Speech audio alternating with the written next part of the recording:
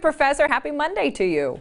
Good morning to you both. Did they catch you napping there at the top? No, we're just trying to get caught up. We got some things going on here, but I want to tell you a quick story before we start. It was a busy weekend. Yeah. Can we just say it was a busy weekend? I was talking to somebody about what we do here on every weekday morning at about 9 o'clock. And I say, yeah, this guy here, this really cool guy, Professor Jeff Stein from Waterloo, comes on and he tells us about something that happened in the state of Iowa on that day in history. And the guy I was talking to says, kind of like an almanac type thing. I go, exactly. He goes, you guys should call it the Iowa Almanac. So I want you to take that idea and call this segment Iowa Almanac. I said I'd pass that along to you.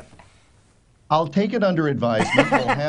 We'll have to test it. That's a true story too. It's an honest to goodness true story. Glad the person was watching every day at this time for a year and a half. Yeah, he's not from around here. That's that's why I was explaining it to him. So it does show we were onto something. If somebody who knew nothing about it heard that description, then I guess we did this right. There you go. So what are we talking about here this morning? Something that happened 101 years ago today.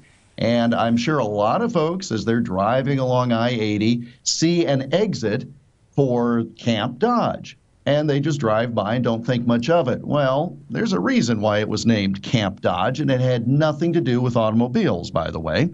It was on this date, June 18th, 1917, that a training camp was established north of Des Moines for our National Army, and it was called Camp Dodge in honor of Major General Grenville Dodge, who led Iowa volunteers during the Civil War.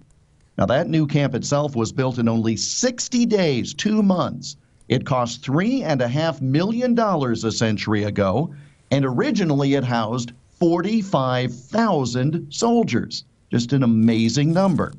Naming it for Grenville Dodge was appropriate. After all, he organized Iowa's first National Guard unit in 1856, and he himself commanded a number of units in the Civil War. Dodge distinguished himself through intelligence gathering. The network he created proved vital to General Ulysses S. Grant and was a precursor to the modern U.S. Army's Intelligence Corps.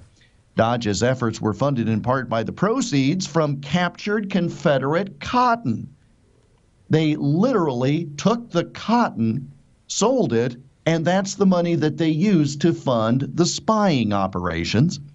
Grenville Dodge supervised more than 100 agents. His men were so effective that even now many of their identities remain a mystery.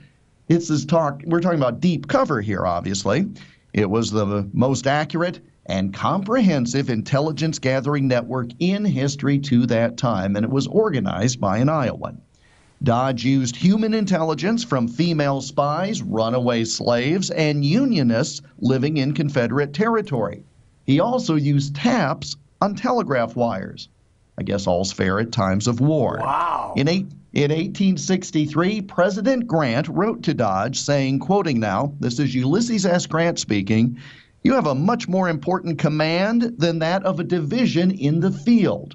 Powerful stuff.